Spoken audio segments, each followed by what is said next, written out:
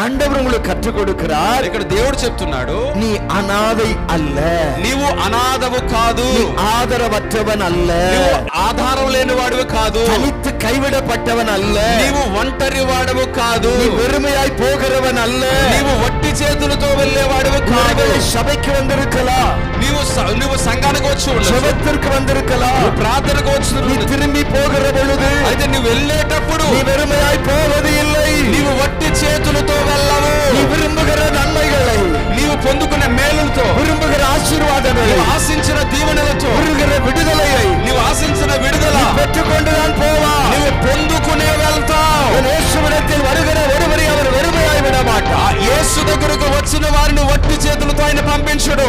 ஆமென். ఆమేన్. நான் உன் வலது கரத்தை பிடித்திருக்கிறேன், నేను నీ కుడి చేయి పట్టుకున్నాను. நீ பயப்படாதே, నీవు భయపడవద్దు, கலங்க வேண்டாம், నీవు దిగులు చెందకు. நான் உனக்கு சகாயம் பண்ணுவேன், నేను నీకు సహాయము చేస్తాను, நான் உனக்கு சகாயம் பண்ணுவேன். నేను నీకు సహాయము చేస్తాను.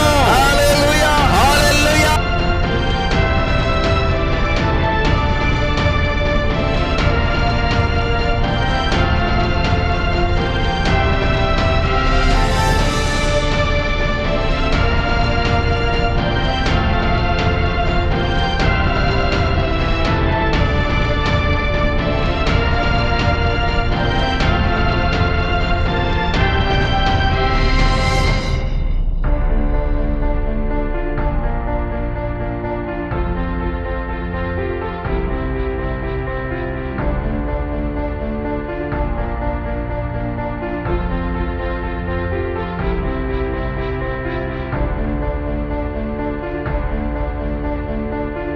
ஆமென். ஹல்லேலூயா. హల్లెలూయా. கர்த்தருடைய நாமம் மகிமைப்படுவதாக. దేవుని నామమునికి మహిమ కలుగునుగా. ஆண்டவருடைய சன்னிதானத்திலே நான் அமர்ந்து ஜெபிக்கிற பொழுது, నేను దేవుని సన్నిధిలో నేను ప్రార్థిస్తూ ఉన్నప్పుడు இந்த சபைக்கும் அன்பு ஊழியக்காரனுக்கு தேவன் சொன்ன வார்த்தைகளை சொல்லி நான் கடந்து போகிறேன். ఈ సంఘానికి సేవకునికి దేవుడు చెప్పమని చెప్పిన మాటలు మీకు తెలియచేసి నేను వెళ్తాను. எப்பொழுதுமே நான் என்னுடைய கைகளை முன்பு நான் சொல்லி இருக்கிறேன், பைபிளும் ஒரு டைரியும் ஒரு பெண்ணும் இருக்க வேண்டும். నేను ఎప్పుడు చెప్తాను, మీ దగ్గర ఒక బైబిల్, ఒక డైరీ, ఒక పెన్ను ఉండాలి. ஆமென். ఆమేన్. ஆமென். ఆమేన్. ஒருவேளை புதிதாய் வந்தவர்கள் இனி ஃபாலோ பண்ணுங்க, கர்த்தர் உங்களை ஆசீர்வதிக்கும். ఒకవేళ క్రొత్తగా వచ్చిన వారు దాన్ని మీరు తెలుసుకుని దాని ప్రకారం చేయండి. யோவான் எழுதின சுவிசேஷம் 14ஆம் அதிகாரம் 18ஆம் வசனத்தை கர்த்தர் பேசினார். యోహాను సువార్త 14వ అధ్యాయం 18వ వచనాన్ని దేవుడు నాతో మాట్లాడాడు. தேவன் இந்த உலகத்தில் பிதாவினுடைய சித்தத்தை நிறைவேற்றி இயேசு மரணத்தின் மூலமாய் பரலோகத்துக்கு எடுத்துக்கொள்ளப்படுகிற அந்த காலகட்டத்தில் దేవుని చిత్తాన్ని జరిగించడానికి వచ్చినటువంటి యేసు మరణించి తిరిగి లేచిన తర్వాత పరలోకానికి వెళ్ళడానికి ముందు చెప్పినటువంటి మాట. தன் சீஷர்களை பார்த்து சொன்னார், நான் உங்களை திக்கற்றவர்களாக விடுவது இல்லை என்று கர்த்தர் சொன்னார். తన శిష్యులను చూసి మిమ్మల్ని అనాథలుగా విడువను అని చెప్తున్నాడు. ஆமென். ఆమేన్. హల్లెలూయా. நான் உங்களை திக்கற்றவர்களாய் விடுவது இல்லை என்று கர்த்தர் சொன்னார். దేవుడు అక్కడ యేసయ్య నేను మిమ్మల్ని అనాథలుగా విడువను అంటున్నాడు. இந்த ஒரே ஒரு வார்த்தைக்கு ఒకే ఒక మాటకు 5 விதமான அர்த்தங்களை உள்ளடக்கி இருக்கிறது. 5 రకముల అర్థాలు ఉన్నాయి. நன்றாய் நீங்கள் புரிந்து கொள்ள வேண்டும். జాగ్రత్తగా అర్థం చేసుకోండి. உங்களை நான் அனாதையாய் விடுவதில்லை என்று சொன்னவுடன் మిమ్మల్ని అనాథలుగా విడువను అన్న మాట, அதிலே 5 விதமான வார்த்தைகளை தேவன் உள்ளடக்கி இருக்கிறார். అందులో 5 రకాల మాటలను దాచిపెట్టి ఉంచాడు. ఒకటి, நீங்கள் అనాథయాய் கைவிடப்படுவதில்லை. எழுதி வைத்துக் கொள்ளலாம், మీరు రాసుకోవచ్చు, నేను మిమ్మల్ని అనాథలుగా చెయ్యి విడువను. అనాథ என்று சொன்னால் தகப்பன் இல்லாதவர்களுக்கு பேர் అనాథை. అనాథ అంటే తండ్రి లేని వారిని అనాథ అని పిలుస్తాం. రెండవది, உங்களை ఆదరవற்றவர்களாய் நான் விடுவதில்லை. రెండవది, మీకు ఆదరణ లేని వారిగా విడిచిపెట్టను. இன்னைக்கு அநேகருடைய வாழ்க்கையிலே ஆர்ஃபனேஜ், அதாவது அநாதை இல்லங்களுக்கு போனால், முதியோர் இல்லங்களுக்கு போனால் அங்கு கைவிடப்பட்டிருக்கிற அநேகரை நாம் பார்க்க முடியும். ఇప్పుడు గనక మనము అనాథ శరణాలయాలకి, వృద్ధాశ్రమాలు గనక వెళ్తే చేయి విడిచిపెట్టబడిన వారిని మనం అక్కడ చూస్తాం. அவர்களை ఆదరవற்றவர்கள் என்று எல்லாரும் சொல்லுவார்கள். అక్కడ మనం వాళ్ళందరినీ కూడా ఎలాంటి ఆదరణ, నిరాదరణ లేని వారు అంటారు. మూడవది, உன்னை தனிமையாய் விடுவதில்லை என்று ஆண்டவர் சொல்லுகிறார். మూడవది, నేను మిమ్మల్ని ఒంటరిగా విడిచిపెట్టను అని చెప్తున్నాడు. 2019 2019 இருந்து இந்த வார்த்தைகளை நாம் அதிகமாய் கேட்டிருப்போம். 2019 నుంచి మనం అధికముగా మాట్లాడుతూ ఉన్నాం. கொரோனா வந்த உடனே కరోనా రాగానే ఆ కుటుంబத்திலிருந்து సముదాయத்திலிருந்து దూరమాய் கொண்டு போய் வைத்து விடுவார். ఆ కుటుంబము నుండి ఆ సమాజము నుండి కరోనా వచ్చిన వారిని తీసుకుని వెళ్ళి దూరంగా పెట్టేవారు. ஆகவே அங்கு தனிமையிலே ஐசோலேஷன் வைக்கப்பட்டிருப்பார்கள். ఆ ఒంటరితనములో ఐసోలేషన్ లో పెట్టేవారు. அவர்களோடு பேச முடியாது, அவரோடு கூட இருக்க முடியாது, அவர்களோடு விசாரிக்க முடியாது. వారితో మాట్లాడడం కుదరదు, వారితో కూర్చోవడం కుదరదు, వారు ఎలా ఉన్నారో అని బాగోగులు అడగడం కూడా కుదరదు. எல்லாருமே ஒருவரோடு ஒருவர் பேச முடியாது, ఒకరితో ఒకరు మాట్లాడడం కుదరదు. அவர்கள் சிரிக்கிறார்களா அழுகிறார்களா என்று தெரியாதபடி மாஸ்க் போட்டிருப்பார்கள். వాళ్ళు నవ్వుతున్నారా ఏడుస్తున్నారా తెలియకుండా ఒక మాస్క్ పెట్టుకుని ఉండేవారు. అవునా కదా? అవునా కాదండి? నోరు తెరవాలి. ஆமென். ఆమేన్. அவர்கள் சிரிக்கிறார்களா அழுகிறார்களா ஏதோ சொல்லுகிறார்களா தெரியவே தெரியாது. వాళ్ళు నవ్వుతున్నారో ఏడుస్తున్నారో మాట్లాడుతున్నారో తెలిసేది కాదు. அது மாஸ்க் போட்டிருப்பார்கள். మాస్క్ పెట్టుకుని ఉండేవారు. ரெண்டாவது ஒருவருக்கு ஒருவர் கை கொடுக்க கூடாது. ఒకరికి ఒకరు చెయ్యి సెకండ్ ఇచ్చుకోవడం లేదు. எல்லாருக்கும் ஒரே, అందరికీ ఒకటే దండం పెట్టడమే. ஆமென். ఆమేన్. மூன்றாவது டிஸ்டன்ஸ் மெயின்டைன் பண்ண வேண்டும். ఒకరికి మధ్యలో ఖాళీ ఉంచేవారు. ஆக தனிமைப்படுத்தப்பட்டதான ஒரு அனுபவம். అదేంటంటే వేరు చేయబడిన ఒంటరితనముగా ఉన్నటువంటి అనుభవం. എന്നാൽ இந்த தனிமை என்கிற வார்த்தை ఈ ఒంటరితనం అనే మాట எந்த மனிதனும் விரும்புவது கிடையாது. ఏ మనిషికి ఇష్టం ఉండదు. ஆதியாகமம் 2ஆம் அதிகாரம் 18ஆம் வசனத்தை வாசிக்கிற பொழுது ఆదికాండం 2వ అధ్యాయం 18వ వచనం చదివితే மனிதன் தனிமையாய் இருப்பது நல்லது அல்ல என்று தேவன் கண்டார். మనిషి ఒంటరిగా ఉండడం మంచిది కాదని దేవుడు చూచాడని రాయబడింది. ஆதாம் காணவில்லை. ఆదాము చూడలేదు దాన్ని. எனக்கு ஒரு ஜோடி இல்ல, నాకు ఒక సహాయం లేదు. இல்ல ஜோடி மீன்ஸ் సాటి అయిన సహాయం. எனக்கு ஒரு నాకు జత లేదు, துணை இல்லை నాకు జీవిత భాగస్వామి లేదు என்று அவர் சொல்லவில்லை. అతడు చెప్పలేదు. கர்த்தர் அதை கண்டு దేవుడు దానిని చూచి மனிதன் தனிமையா இருப்பது நல்லது என்று எண்ணி నరుడు ఒంటరిగా ఉండడం మంచిది కాదని ఎంచి ஏற்ற துணையாக సాటి అయిన సహాయంగా ஆதாமுக்கு ஏவாளை தேவன் கொடு. ఆదాముకి హవ్వను దేవుడిచ్చాడు. இப்ப ஒருவேளை நீங்கள் சொல்லலாம், ఒకవేళ మీరు చెప్పొచ్చు இப்ப மேட்சஸ் எல்லாம் சரியில்லை. மேட்சஸ் ఇప్పుడు సంబంధాలు గనక మనం చూస్తే டாக்டர் தான் விவாகம் பண்ணுவார், డాక్టర్ గారిని చూసుకుంటున్నారు, టీచరే தான் వివాహం பண்ணுவார், టీచర్ గారిని వివాహం చేసుకుంటారు, ఇంజనీర్ தான் ఇంజనీర్ ని చేసుకుంటారు. టైలర్ ఏం చేశాను మనకు తెలియదు. టైలర్ ఏం చేస్తాడు అనేది మనకు తెలియదు. వెల్డింగ్ చేసిన వాళ్ళు ఏం చేశారు మనకు తెలియదు. వెల్డింగ్ చేసే వాళ్ళు ఏం చేస్తారో తెలియదు. మరి டிரைவிங்ல చేసిన తెలియదు. డ్రైవింగ్ చేసేవారు డ్రైవింగ్ చేసుకుంటున్నారు. ஏன்னா நம்மிடத்திலே லேடிஸ் டெய்லர்கள் மென்ஸ் டெய்லர்கள் இருக்கத்தான் செய்கிறார்கள். మనకు మగవాళ్ళు ఆడవాళ్ళు కూడా టైలర్లు ఉన్నారు. ఇక్కడ ఉన్నారండి.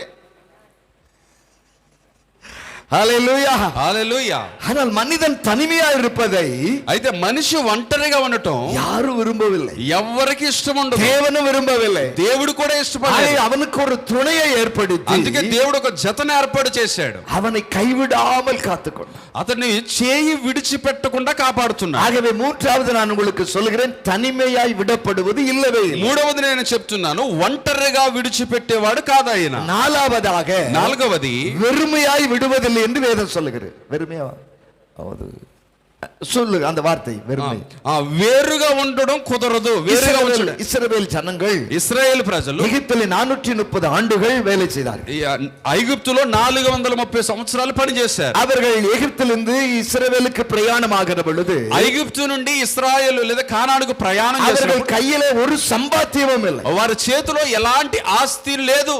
ஆனால் தேவன் என்ன சொன்னார்? అయితే దేవుడు ఏం చెప్పాడు? நீங்கள் ఎగిప్తిన్ జనங்களிடத்திலே వస్త్రங்களையும் వెள்ளி ఉడமைகளையும் పొన్నుడமைகளையும் పణங்களை கேட்டு வாங்குங்க. అయితే మీరు ఐగుప్తు వాళ్ళ దగ్గర వస్త్రాలను బంగారాలను ఆభరణాలను కొంచెం ధనముని ఎరువు తీసుకోమని చెప్పాడు. நீங்கள் இங்கிருந்து போகிற பொழுது வெறுமையாய் போவது இல்லை, మీరు ఇక్కడి నుంచి వెళ్ళేటప్పుడు ఖాళీగా వెళ్ళరు అని చెప్పాడు. ఆమేన్ ఆమేన్. ఆండవర్ உங்களுக்கு కற்றுக் கொடுக்கிறார். ఇక్కడ దేవుడు చెప్తున్నాడు, నీ అనాథై అల్ల, నీవు అనాథవు కాదు, ఆదరవற்றవன் அல்ல, నిరా ఆధారం లేని వాడువు కాదు, తనిத்து కైవిడపట్టవన్ అల్ల, నీవు ఒంటరి వాడువు కాదు, நீ வெறுமையாய் போகிறவன் அல்ல, నీవు వట్టి చేతులతో వెళ్ళేవాడువు కాదు. సభకి வந்திருக்கலாம், నీవు సంఘానికి వచ్చి ఉండొచ్చు, జబத்திற்கு வந்திருக்கலாம், ప్రార్థనకు వచ్చి நீ திரும்பி போகிற பொழுது అయితే నువ్వు వెళ్ళేటప్పుడు நீ வெறுமையாய் போவது இல்லை, నీవు నీవు వట్టి చేతులతో వెళ్ళవు. நீ விரும்புகிற நன்மைகளை, నీవు పొందుకునే మేలులతో, விரும்புகிற ஆசீர்வாதங்களை, నీవు ఆశించిన దీవెనలతో, விரும்புகிற விடுதலையை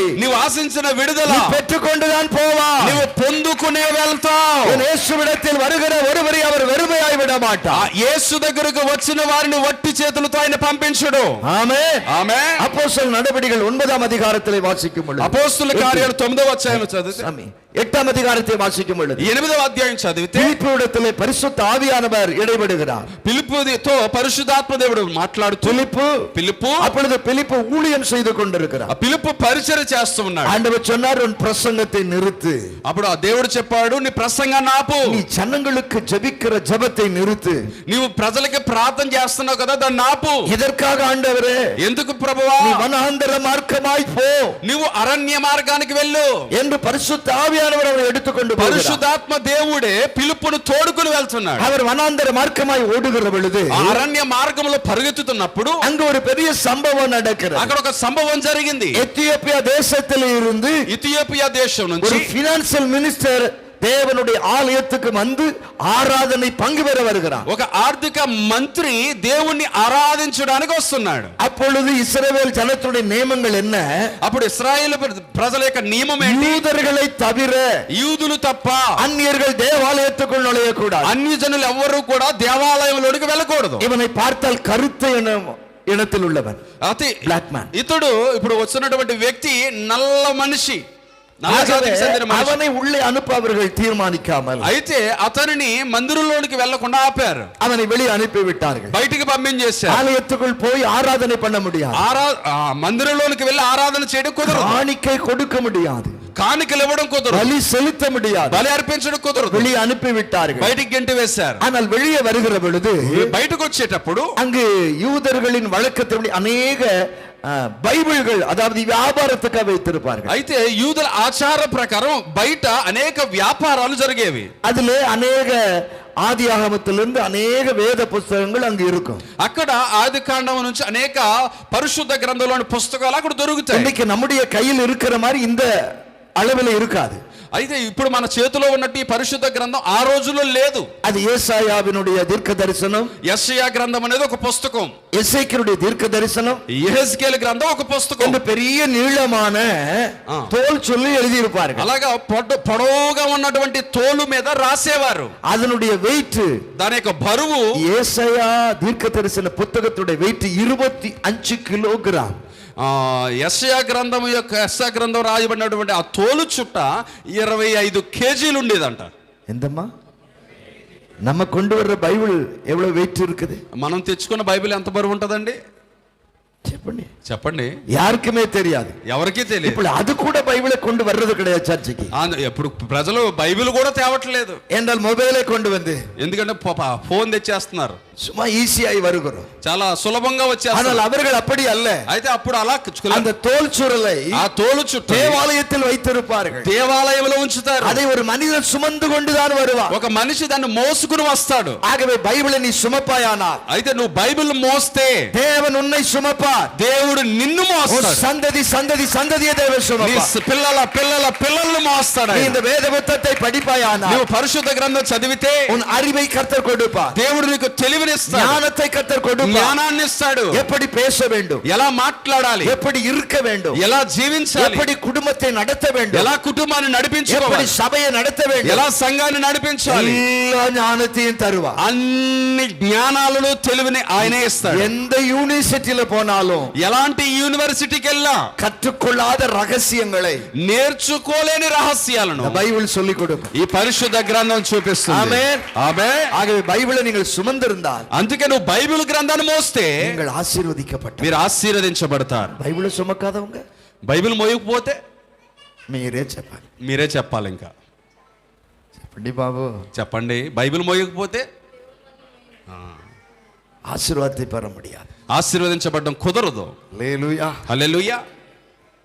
இங்கு ఇక్కడ இவன் வெளியே வந்து பார்க்கிற புக் ஸ்டால் எல்லாம் இருக்கிறது. బయటకు వచ్చి చూస్తే బుక్ స్టాల్ అన్ని కనబడుతున్నాయి. அவன் ఆయన அவன் கையில் இருக்கிற சில பணங்களை செலுத்தி சில புக்குகளை வாங்கி கொண்டான்.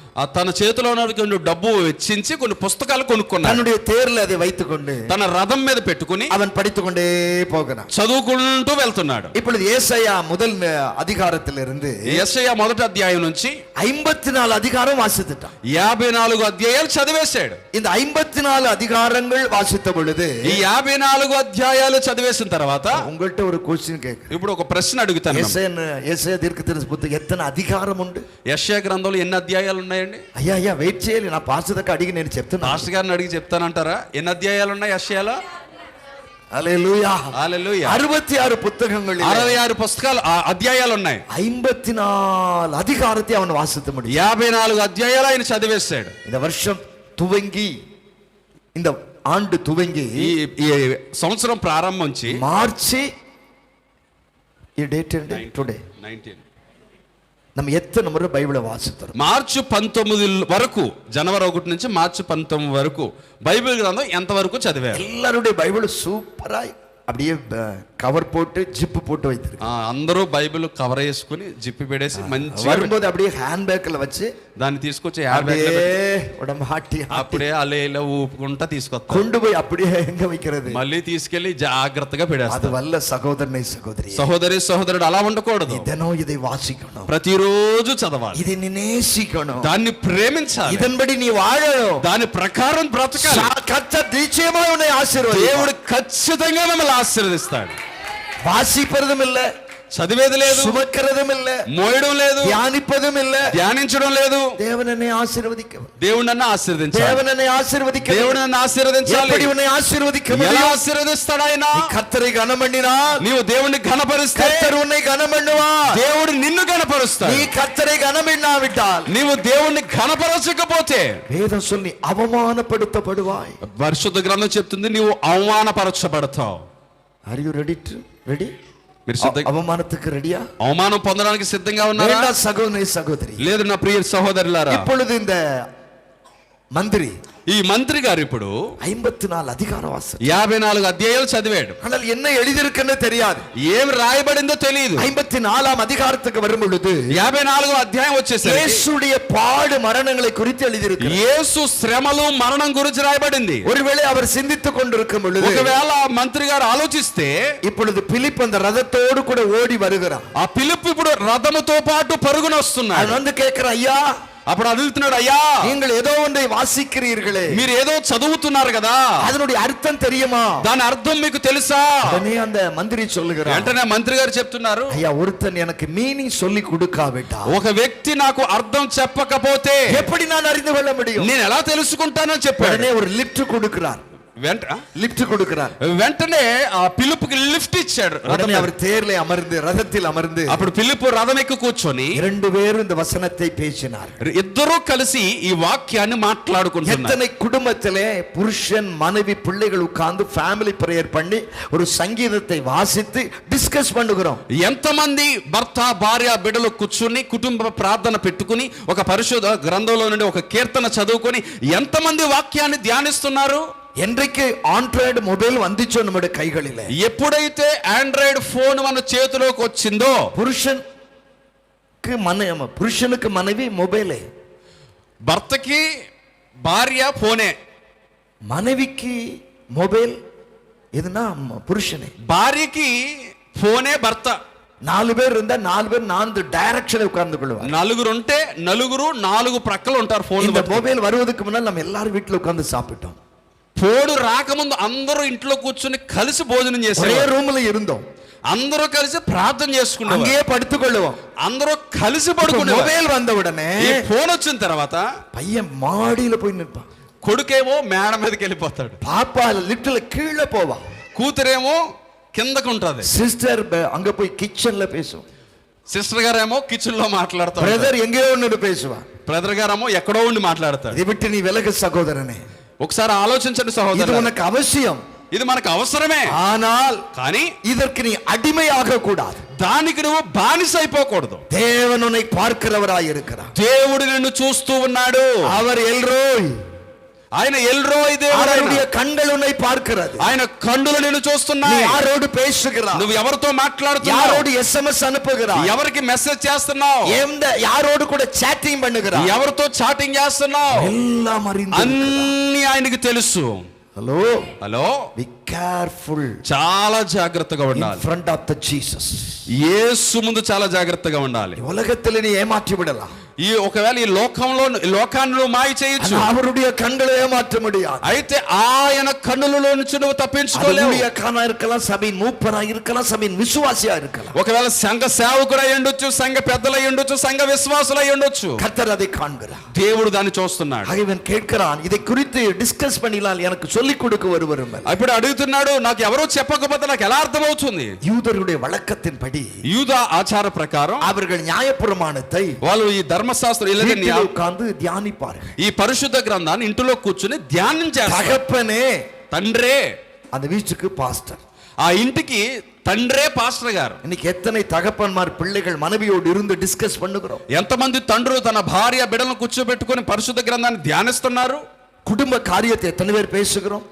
కుటుంబ విషయాలు ఎన్ని మాట్లాడుకుంటున్నాం? பிள்ளைகள் காரியத்தை எத்தனை பேர் பேசுகிறோம்? పిల్లలకు సంబంధించిన విషయాలు ఎలా మాట్లాడుకుంటున్నాం? பிள்ளைகளின் எதிர்காலத்தை எத்தனை பேர் பேசுகிறோம்? పిల్లల భవిష్యత్తు గురించి ఎలా మాట్లాడుకుంటున్నాం? பாஸ்டரிடத்துல வந்து சொல்லுவோம், ஒருவேளை పాస్టర్ గారి దగ్గరికి వచ్చి చెప్తాం, ஐயா என் பிள்ளைக்கா ஜெபம் பண்ணிக்கொள்ளுங்க, నా పిల్లల కోసం ప్రార్థన చేయండి. ஜீசஸ் காலத்துல ஒரு 2000 ரூபாய் டெபாசிட் பண்ணிட்டா என் பிள்ளைகளுக்காக ஜெபம் பண்ணிடுவாங்க. జీసస్ కాల్స్ లో యేసు పిలుచుచున్నాడులో 2000 రూపాయలు డిపాజిట్ చేసేసి నా పిల్లల కోసం ప్రార్థన చేయండి అని చెప్తాం. మోసం పోయి విడాదే, మోసపోకండి. ஊழியத்துக்கு உதவுவது நல்லது, పరిచర్యలకు సహాయం చేయడం మంచిదే. ஆனா உன் பிள்ளைகளுக்கு நீதான் போதிக்கணும். అయితే నీ పిల్లలకు నీవే బోధించాలి. பிள்ளைகளுக்கு நீதான் ஜெபிக்க வேண்டும். నీ పిల్లల కోసం నువ్వే ప్రార్థన చేసుకో. பிள்ளைகளுக்கு நீதான் உபவாசம் பண்ண నీ வேண்டும். పిల్లల కోసం నీవే ఉపవాసం ఉండు. ஆமென், ఆమేన్. எத்தனை பேர் இதை செய்கிறோம்? ఎంతమంది చేస్తున్నాం? ஞாயிற்றுக்கிழமை ஆராதனைக்கு வருகிறோம், ఆదివారం ఆరాధనకు వస్తాం, வெள்ளிக்கிழமை ஜெபத்துக்கு வருகிறோம், శుక్రవారం ఉపవాస ప్రార్థన, பாஸ்டரை கூப்பிட்டு வீட்டிலே ஏதோ டின்னர் பண்ணுகிறோம், పాస్టర్ గారిని పిలిచి వారికి భోజనం పెడతాం, ஏதோ ஒரு வெட்டிங் ஆனிவர்சரி, ఏదో పెళ్లి రోజు, ஏதோ ஒரு புட்டின் ரோஸ், ఏదో పుట్టినరోజు, அதோடு நின்று விடாது. దానితోనే మనం నిలిచిపోకూడదు.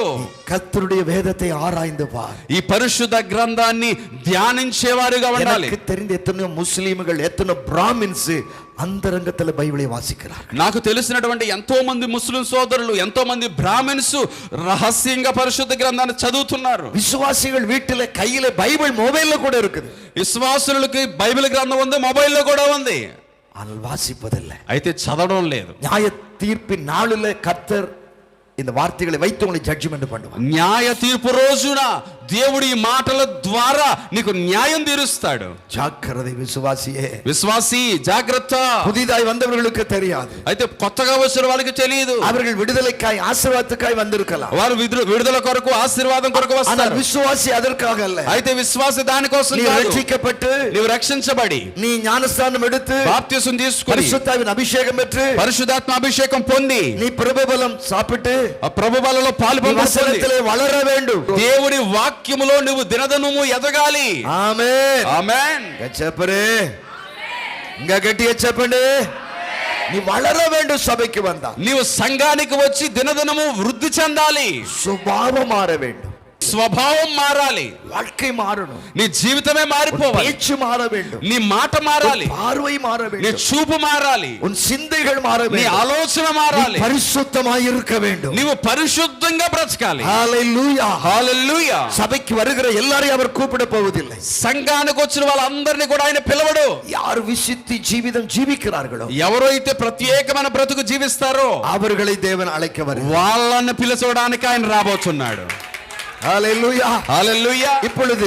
ఇప్పుడు இந்த மந்திரியினிடத்தில் ఈ మంత్రి దగ్గర ஏசாயா 54 அதிகாரத்தை పిలుపు వ్యాఖ్యానం பண்ணுகிறது. యెషయా 54వ అధ్యాయాన్ని పిలుపు ఆ వ్యక్తికి వ్యాఖ్యానం చేస్తున్నాడు. ఉలగத்துக்கு வருவார், యేసు లోకానికి వస్తాడు. அவர் 33 ஆண்டுகள் வாழ்ந்து 33.5 సంవత్సరాలు జీవించి 3 ஆண்டுகள் ஊழியம் செய்து 3.5 సంవత్సరాలు పరిచర్య చేసి அவர் துன்மார்க்கர் கையில் ஒப்பு கொடுக்கப்பட்டு అతడు దుర్మార్గుల చేతుకు అప్పగింపబడి సకల ఉలగ మనిదనుடைய పాపத்திற்காக, సకల లోక ప్రజల పాపము కొరకు, శాపத்திற்காக, శాపము కొరకు, వ్యాధిக்காக, వ్యాధుల కొరకు, దరిద్రத்திற்காக, தரித்திரத்திற்காக, దరిద్రము కొరకు அவர் மரித்து, ఆయన మరణించి, அது சிலுவையிலே அடிக்கப்பட்டு மரித்து, సిలువలో కొట్టబడి మరణించి 3 நாள் அவர் பூமியின் அடியிலே இருந்து 3 రోజులు భూమి లోపలుండి 3 நாள் உயிரோடு கூட எழுந்தார். 3వ రోజు తిరిగి లేస్తాడు. இந்த వార్తகளை కేட்டதான మంత్రి, ఈ మాటలన్నీ వింటున్నటువంటి ఆ మంత్రి గారు, நான் இயேசுவை ஏற்றுக்கொள்ளுகிறேன், నాకు యేసు కావాలంటున్నాడు, எனக்கு బాప్టిజం கொடுங்கள் என்று నాకు బాప్తిస్మం ఇయ్యి అంటున్నాడు. உடனே அவன் பாப்டிசம் கொடுக்கிறது. వెంటనే పిలుపు బాప్తిస్మం ఇచ్చాడు. கருமையான தேவனுடைய பிள்ளையே, నా ప్రియమైన దేవుని బిడ్డలారా, அவன் வந்தது தேவனுடைய ஆலயத்திற்கு, ఆయన వచ్చింది దేవుని ఆలయానికి. ஒருவன் அவனை ஏற்றுக்கொள்ளவில்லை, ఎవ్వరు అంగీకరించలేదు. பிரதான ஆசாரியன் ஏற்றுக்கொள்ளவில்லை, ప్రధాన యాజకుడు అంగీకరించలేదు, ஆசாரிகள் ஏற்றுக்கொள்ளவில்லை, యాజకులు అంగీకరించలేదు, லேவியர்கள் ஏற்றுக்கொள்ளவில்லை, లేవీయులు ஒரு అంగీకరించలేదు, யூதனை ஏற்றுக்கொள்ளவில்லை. ఏ యూదుడు అంగీకరించలేదు. ஆனால் இயேசு அவனை ஏற்றுக்கொண்டார். అయితే యేసు మాత్రం ఆయన ఎంచుకున్నాడు. அவனை வெறுமையாய் விடவில்லை, అతన్ని ఒట్టి చేతులతో పంపించలేదు. இன்னைக்கு ராத்திரி நீங்கள் என்ன உத்தேசத்தோடு இங்க ఈ வந்திருக்கிறீர்கள்? రాత్రి ఏ ఉద్దేశంతో ఇక్కడికి వచ్చావు? நீங்கள் வெறுமையாய் உங்கள் வீட்டுக்கு போவதில்லை, నీవు వట్టి చేతులతో ఇంటికి వెళ్ళవు. ஏதோ ஒரு ஆசீர்வாதத்தை தேவன் ఏదో தருவார். ఒక ఆశీర్వాదాన్ని దేవుడు నీకు ఇచ్చి పంపిస్తాడు. இயேசுவை நம்பி வந்த ஒருவரையும் యేసుని నమ్మి వచ్చిన ఎవరిని ஆண்டவர் வெறுமையாய் விட்டது. ఎవరిని దేవుడు వట్టి చేతులతో పంపించడు. அந்த ஆண்டவர் உங்களை ஆசீர்வதிப்பார். ఆ దేవుడు మిమ్మల్ని ఆశీర్వదించునుగా. 5வதாக, 5వది, அவர்கள் அவருடைய வாழ்க்கை என்கிற விளக்கு மங்கி போகாது அல்லது அணைந்து போகாது. అతని యొక్క జీవితము అనేది ముగించిపోదు, నాశనం అయిపోదు. ஆமென், ఆమేన్. அப்பனா 5 காரியங்கள் இங்கு எழுதப்பட்டிருக்கிறது. ఈ 5 మాటలు ఈ ఒక్క మాటలో దాగి ఉన్నాయి. நான் மறுபடியும் உங்களுக்கு சொல்லுகிறேன், మళ్ళీ చెప్తున్నాను. திக்கற்றவர்களாய் விடுவதில்லை என்றால் అనాథలుగా విడువను అంటే, 1 ఒకటి, தகப்பன் இல்லாதவர்கள் தான் திக்கற்றவர்கள். తండ్రి లేని వారే అనాథలు. உன்னை அனாதையாய் விட விடுவதில்லை, దేవుడు నిన్ను అనాథగా విడవడు. ஆதரவு அற்றவனாயும் விடுவதில்லை, ఆధారం లేనివాడిగా కూడా నిన్ను విడిచిపెట్ట, உன்னை தகப்பன் அற்றவனாய் விட மாட்டேன். నిన్ను తండ్రి లేనివాడిగా విడిచిపెట్టడు ఆయన. రెండవది, உன்னை ஆதரவு இல்லாதவர்கள், ఎలాంటి ఆధారం లేనివాడిగా విడిచిపెట్టడు నిన్ను. మూడవది, உன்னை தனிமையாய் இருக்க நான் விடவே மாட்டேன். నిన్ను ఒంటరి వాడిగా విడిచిపెట్టడు ఆయన. నాలుగవది, உன்னை வெறுமையாக நான் விட, నిన్ను వట్టి చేతులతో పంపించడు ఆయన. ఐదవది, உன் வாழ்க்கை నీ జీవితాన్ని அணைந்து போகவே போகாது, వదిలిపోకుండా లేదా నాశనం అయిపోకుండా, ముగిసిపోకుండా చేస్తాడు ఆయన. ఎవరు చెప్పరే బాబు? హల్లెలూయా, హల్లెలూయా, హల్లెలూయా, హల్లెలూయా, హల్లెలూయా, హల్లెలూయా. தேவன் இன்றைக்கு దేవుడు ఈ రోజు உங்களோடு கூட பேசுகிறார். నీతో మాట్లాడు. அவர் யார் தெரியுமா? ఆయన ఎవరో తెలుసా? సంగీతం 68:5 சொல்லுகிறது. కీర్తనలు 68:5 చెప్తుంది, திக்கற்றவர்களுக்கு அவர் தகப்பனாய் இருக்கிறார். తండ్రి లేని వారికి ఆయన తండ్రిగా ఉన్నాడు. எனக்கு தகப்பனே இல்லை என்று யாரெல்லாம் சொல்லுகிறீர்களோ, ఎవరైతే నాకు తండ్రి లేడు అని చెప్తున్నారో, உங்களுக்கு ஆண்டவர் சொல்லுகிறார், మీకు దేవుడు చెప్తున్నాడు, நான் உனக்கு தகப்பனாய் నేనే నీకు తండ్రిగా ఉంటాను. நேற்றைக்கு தான் பாஸ்டர் மோசஸ் உடைய தகப்பன் இறந்தார். నిన్నటి దినాన్న పాస్టర్ మోసెస్ గారి యొక్క తండ్రి గారు మరణించారు. எல்லாருக்கும் தெரியும், మీకు అందరికీ తెలుసు. ஆனா அவர் 7 மணிக்கு மேல எப்ப இறந்தார் என்று தெரியாது. மார்னிங்ல, ఉదయం ఎప్పుడు చనిపోయారనే తెలియదు. அப்பொழுதே பரலோகம் அவர் கையை பிடித்துக் கொண்டு சொன்னது, ఆ పరలోకం ఆయన చేయి పట్టుకుని நான் చెప్పింది, உனக்கு தகப்பனாய் இருப்பேன். నేను నీకు తండ్రిగా ఉన్నాను. யாருக்கெல்லாம் தகப்பன் இல்லையோ, ఎవరికి తండ్రి లేడో, அவர்களுக்கு அவர் தகப்பனாய் இருக்கிறார். వారందరికీ దేవుడే తండ్రి. சில வேளைகளிலே కొన్నిసార్లు சகோதரிகள் உங்களுக்கு நான் சொல்லுகிறேன், సహోదరులు మీకు చెప్తున్నాను, உங்க வெட்டிங் ஆனிவர்சரி வரும் பொழுது, మీ పెళ్లి రోజు వచ్చినప్పుడు, அம்மா ஒருவேளை விஜயவாடாவில் இருந்தா, ఒకవేళ అమ్మ విజయవాడలో ఉంటే நானாவை கூப்பிட்டு சொல்லுவார், டாடி கூப்பிட்டு சொல்லுவார், డాడీ ఫోన్ చేసి చెప్తాడు, டிசம்பர் 10 மகளுக்கு என்னது, డిసెంబర్ 10 కూతురికి పెళ్లి రోజు, మెర్సీకి పెళ్లి రోజు. నేను చెప్పిన మాట వినపడాలి చెల్లి. జస్ట్ ஒரு இதைத்தான் சொல்லுகிறேன், ఉదాహరణకి చెప్తున్నాను. சொல்லுவார், கூப்பிட்டு పిలిచి, மகளுக்கு కూతురికి இந்த நாள்ல வெட்டிங் டே, ఈ రోజు పెళ్లి రోజు, ஆகவே కాబట్టి நல்ல ஒரு ட்ரெஸ், ఒక మంచి బట్టలు, மருமகனுக்கு ஒரு ட்ரெஸ், అల్లుడు గారికి ఒక బట్టలు, பிள்ளைக்கு ஒரு ட்ரெஸ், పిల్లలకి మంచి கொடுத்து முதல் நாளே அனுப்பி விட்டு, మొదటగానే పంపించు. நேசிக்கிற தகப்பனு தாயின் எத்தனை பேருக்கு உண்டு? అలా ప్రేమించే తల్లి తండ్రి ఎంతమందికి ఉన్నారు?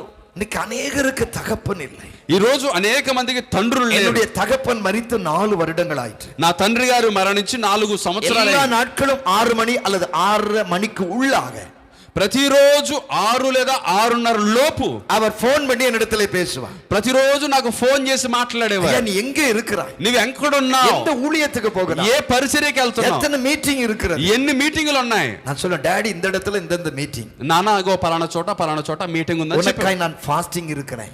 ఒకసారి ఉపవాసం ఉన్నప్పుడు எந்த వయసుல தெரியுமா, ఏ వయసులో తెలుసా, 78 వయసు 79 వయதுல 79 సంవత్సరాల వయసు. எனக்காய் உபவாசம் பண்ணுகிற என்னுடைய தகப்பன் இருந்தார். నా కోసం ఉపవాసం ఉండి ప్రార్థన చేసేవాడు నా తండ్రి. இப்பொழுது 4 வருடமாக 4 సంవత్సరాలుగా எனக்கு ఫోన్ பண்ணே இல்ல. నాకు ఫోన్ రావడానికి తండ్రి లేడు. ஆமென் ఆమేన్.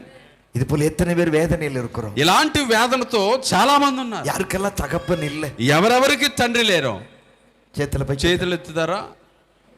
உங்களுக்கு அவர் தகப்பனாய் இருப்பார். మీ అందరికి ఆ దేవుడే తండ్రిగా ఉన్నాడు. హల్లెలూయా హల్లెలూయా. அவர் தகப்பனாய் இருப்பார். ఆయన తండ్రిగా ఉంటాడు. சிலர் அவர் தாயுமாகவும் இருப்பார். కొంతమందికి ఆయన తల్లిగా కూడా ఉంటాడు. சொல்ல திக்கற்றவர்களுக்கு நான் தகப்பனாகவே இருப்பேன். తండ్రి లేని వారికి నేను తండ్రిగా ఉంటాను. సంగీతకారనాய் దావీదిன் అనుభవத்திலிருந்து எழுதுகிறார். సంగీతకారుడైనటువంటి దావీదు తన అనుభవంలో నుంచి మాట్లాడుతున్నాడు. யாரெல்லாம் திக்கற்றவளாய் இருக்கிறார்கள், ఎవరెవరైతే తండ్రి లేని వారిగా ఉంటారో அவர்களுக்கு அவர் தகப்பனாக இருக்கிறார். వారందరికీ ఆయన తండ్రిగా ఉంటాడండి. సంగీతం 10వ அதிகாரம் 14వ వచనం சொல்லுகிறது. ఆ కీర్తనలు 10వ అధ్యాయము 14వ వచనం చెబుతుంది, திக்கற்ற ஜனத்திற்கு அவர் సహాయరాய் இருப்பார். తండ్రి లేని వారికి ఆయన సహాయకుడుగా ఉంటాడంట. ఎవరుగా ఉండారమ్మా, ఎవరికి సహాయకుడండి ఆయన?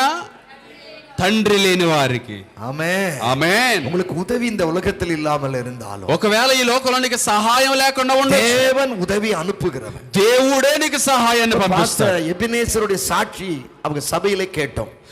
పాస్టర్ ఎబినేజర్ గారి సాక్ష్యం సంఘంలో జరిగింది విన్నారు. அவருடைய தகப்பனை குறித்தோ இவரை குறித்தோ அந்த தேசத்தை குறித்தோ ஊழியத்துக்கு எனக்கு ஒன்றும் தெரியாது. వారి తండ్రి గారి గురించి, వీరి గురించి, వారి పరిచర్య గురించి నాకు ఏమీ తెలియదు. நான் కార్ல இறங்கி அவருடைய வீட்டுக்குள்ளே லக்கேஜ் ஆகி போகிற பொழுது, నేను పొద్దున్నే వెళ్ళి వారి ఇంటిలో లగేజ్ పెట్టుకుని వెళ్ళేటప్పుడే பரிசுத்த ஆவியானவர் என்னோடு பேசி, పరిశుద్ధాత్ముడు నాతో இந்த మాట్లాడుతున్నాడు. சபையில் இருக்கக்கூடிய அந்த அஸ்திபாரத்தை நான் ఎస్టాబ్లిష్ பண்ண போகிறேன். ఈ సంఘం యొక్క సరిహద్దులను నేను విశాలపరచబోతున్నానని చెప్పాడు.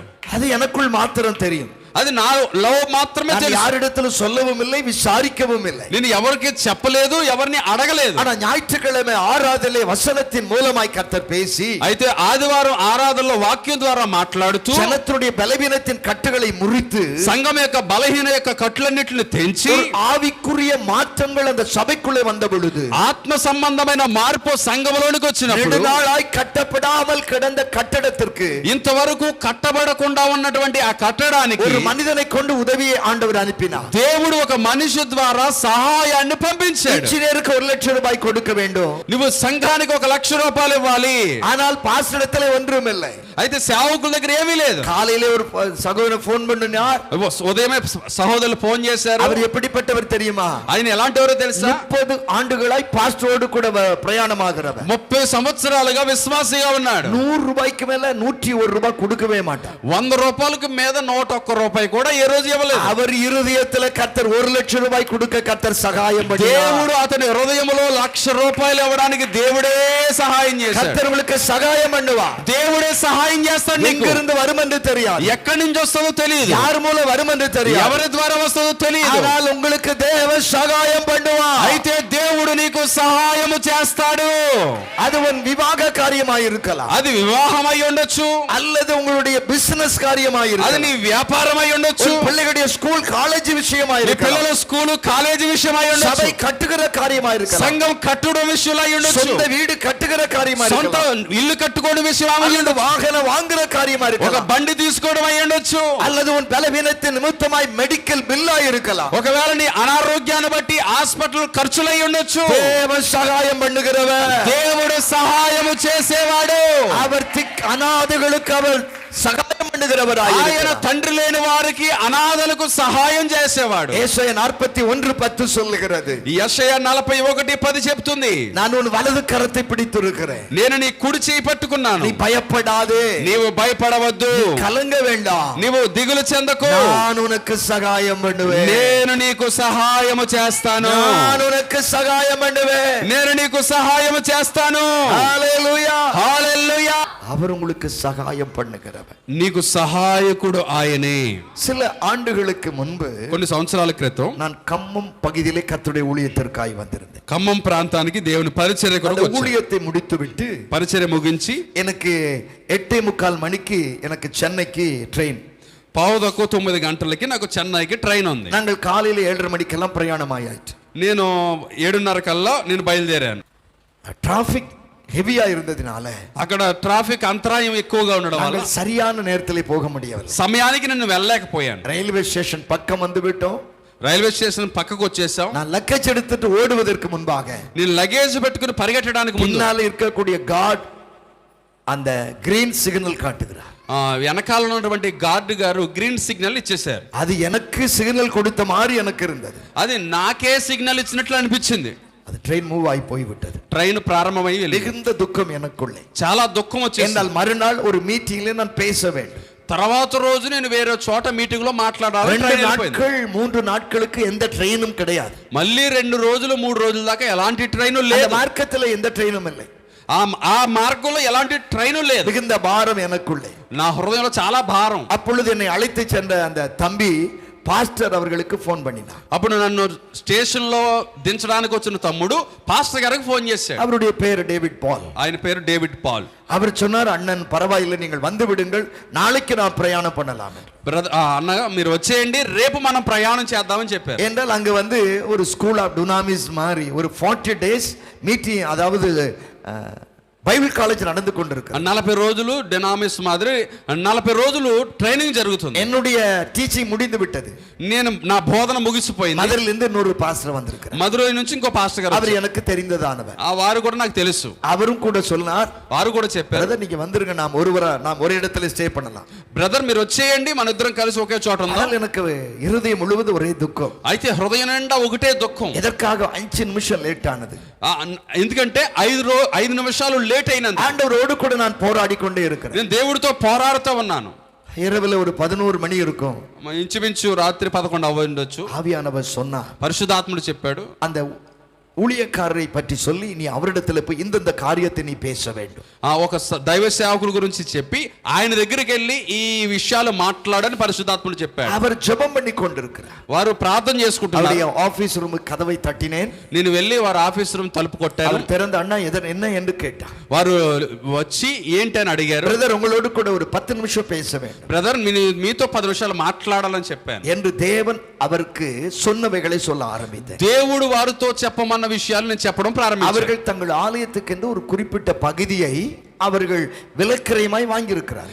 వాళ్ళు మందిరం కట్టడానికి ఒక స్థలాన్ని వాళ్ళు కొన్నారు. அவர்கள் பக்கத்தில் இருக்கிற ஒரு எம்எல்ஏ இந்த ஸ்தலத்தின் ஒரு போர்ஷனை அவர்கள் வஞ்சித்து எடுத்துக்கொண்டு இவருக்கு விரோதமாய் ఆట్కలై வைத்து అడిத்து ఉపద్రవపడితి కాయపడితి విట్టారు. అయితే ఆ స్థలం పక్కన ఉన్నటువంటి ఒక ఎమ్మెల్యే గారు వారికి తెలియకుండా స్థలాన్ని ఆక్రమించుకుని మనుషులు పెట్టి వారిని తిట్టించి కొట్టిస్తున్నాడు. ஆகவே இந்த துக்கத்தில் இருக்கிறார். ఆ దుఃఖములో ఉన్నారు. இவர் பேரும் ஹைதராபாத்ல கேஸ் கோர்ட்டில் இருக்கிறது. వీరి పేరున హైదరాబాద్ కోర్టులో ఒక కేసు ఫైల్ అయింది. எனக்கு தெரியவே தெரியாது. ఇదేమి నాకు తెలియదు. ஆண்டவர் தெளிவாய் பேசி పరిశుద్ధాత్ముడు దేవుడు ఇది இப்படி நடக்கும் என்றார். ఇగో ఇది ఇలా జరుగుతుందని చెప్పారు. அவர் கையை பிடித்து மிகவும் அழுதார்.